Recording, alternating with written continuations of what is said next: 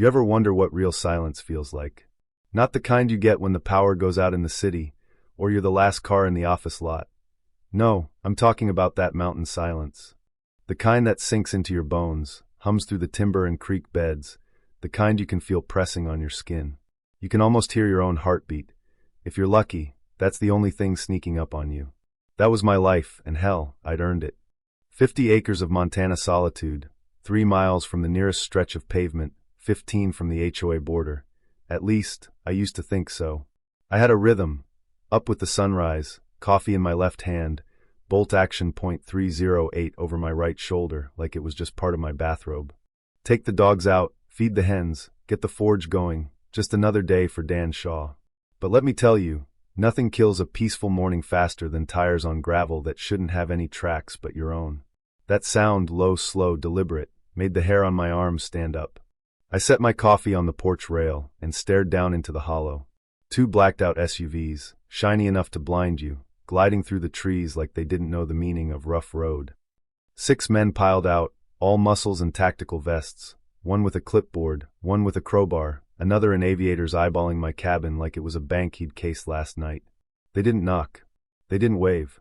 They just started toward me, boots crunching, faces blank, all business. I'd seen men like that before, military, contractor types, contracted confidence. We used to call it. The kind who get paid not to ask questions. The lead dog, bald head, neck tattoo, veins popping, had something on his hip that looked a little too much like a taser. I kept my calm.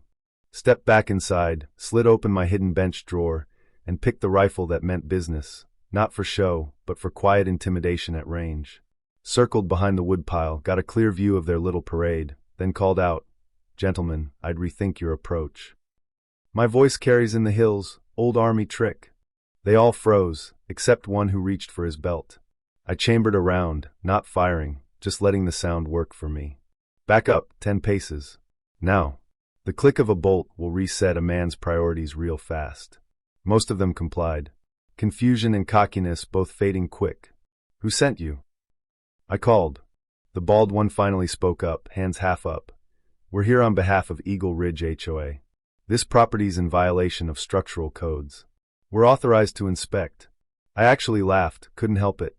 "This land isn't in your jurisdiction, and you're armed, no notice, no warrant. That makes you 6 felons, and me a very awake landowner with plenty of legal standing and ammo." I stepped out, rifle low but visible. "Drop what's in your hands, step away from my fence now." 3 did. The other 3 hesitated. I approached, careful, no sudden moves. Disarmed one, pepper spray, baton, body cam, the works. "You want to call it in? Go ahead. Police, lawyer, HOA, your grandma, I don't care, but you're leaving today." It took a minute, but finally they started backing away, shuffling to their SUVs in silence, not a word spoken. As soon as they were far enough down the ridge, I hit my shed panic switch. Surveillance system went live, locked down, recording every angle. Called the sheriff's department. Didn't dramatize. Didn't sugarcoat. Armed trespassers, attempted intimidation, all on video. I'd like to press charges. Sheriff's deputies showed up fast, by mountain standards anyway. I was halfway through my second pot of coffee when I saw their cruiser winding up the hill. Deputy Fallon, polite but young, and Sergeant Willis, weathered, skeptical, all business. I showed them where the SUVs had been, pointed out their tracks, played them the security footage, like a bad militia movie, 6 men fanning out across my yard. Fallon flinched when the audio hit the rifle chambering. Willis didn't blink. "You didn't shoot at them?" Fallon asked. "Nope. Over their heads. No one hurt." Willis nodded, arms crossed, taking it in. "You detained some of them?" 3. "Disarmed, kept it clean." He sighed, knew he'd be stuck with a pile of paperwork. "One of those men's already filed a complaint, said you assaulted him during an inspection." I actually laughed at that one. Armed, no notice, no authority? That's not an inspection. That's a home invasion. Willis didn't argue. They took my statement. I handed over the USB footage. While we were talking, I got a text from my old CO, Ron Hayes, now with the county prosecutor's office. "Don't talk to anyone else till I get there." Yeah, that happened. Turns out, Eagle Ridge Safety and Compliance Services isn't even a real outfit. Just a P.O. box, burner phone, 1 state registration tied to Emily V. Grant. Check the HOA board records, Emily Vanderwood Grant. Treasurer. Karen Vander's niece. The president's family. That's when it clicked. This wasn't a rogue contractor. It was a shell company, family-run, paid out of HOA coffers. Ron showed up next morning, government SUV so beat up you'd swear it had been shot at. "You're gonna want to see this," he said, dumping a laptop on my table.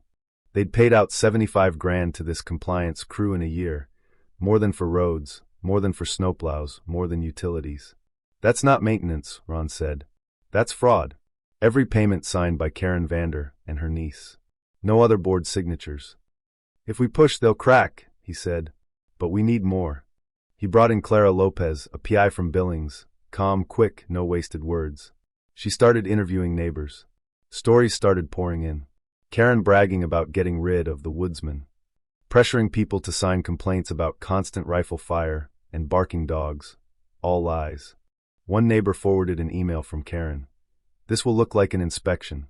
Keep your mouth shut and it all goes away." That's not just HOA overreach, that's racketeering, plain and simple. Turns out, my property blocked their planned shortcut to a lakefront development, resort housing, new road, big money. I was the last holdout. They'd tried pressure, then intimidation. When that didn't work, they tried to bury me in paperwork, fake violations, threats, you name it. When I wouldn't budge, they escalated. Hired thugs, tried to scare me out.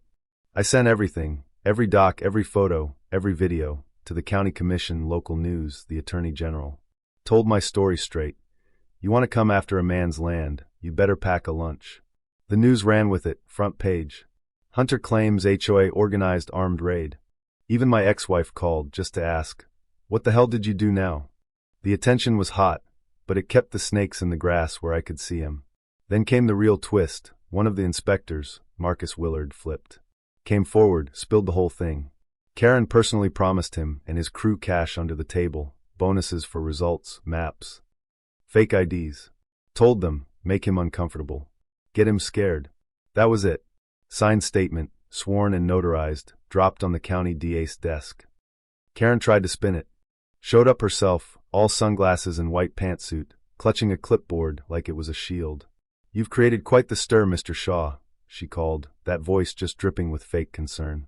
"You're making things difficult for a lot of good people." I stared at her. She threatened defamation lawsuits, offered hush money, said, "We can settle this quietly." I told her, "You better bring a bigger team than last time." The HOA went on the offensive, formal complaints, city inspectors, building officials, all trying to find a crack. But they had nothing. No jurisdiction, no violations, just empty threats. I got an injunction, restraining order, filed motions, called in every favor I had. That's when the neighborhood woke up. People started coming forward. Martin Kell, graybeard, flannel shirt, handed me a flash drive of HOA meeting recordings, emails, even videos of Karen threatening non-compliant residents. Single moms, retirees, all with stories, fines for wildflowers, threats for paint colors, forced complaints. It was a pattern, and now we had proof. We turned the defense into offense, class action suit, subpoenas, depositions. Marcus's testimony nailed the lid shut. Karen's own emails outlined the plan. Push him out before winter. Get him scared. Make him sweat. When the trial started, the room was packed, locals, press, even a national crew sitting next to our Owen from the Gazette. The jury heard it all.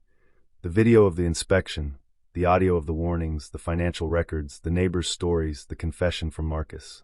Karen took the stand and tried to play the victim, said she never meant for it to go this far, never wanted to hurt anyone.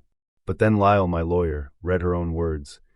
"We either break him now, or we'll be dealing with his nonsense for another year." The jury was out 5 hours. Came back guilty on all counts: harassment, abuse, conspiracy, defamation. Karen got probation, a 6-figure fine, barred from HOA leadership for life. Eagle Ridge HOA itself was ordered to pay me $2.5 million in damages, plus $1 million more for community restitution. The judge didn't hold back. "You weaponized bureaucracy. You underestimated the wrong man." Reporters chased me outside. I kept it simple.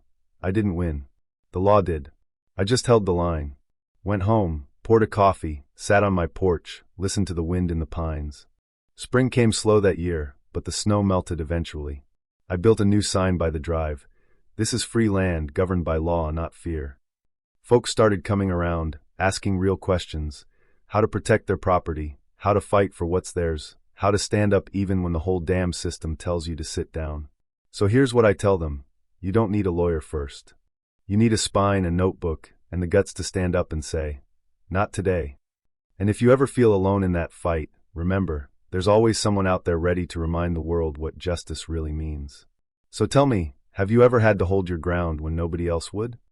What does doing right look like where you live? Let's hear your stories down below, because sometimes the line in the sand is the only thing that keeps a place free.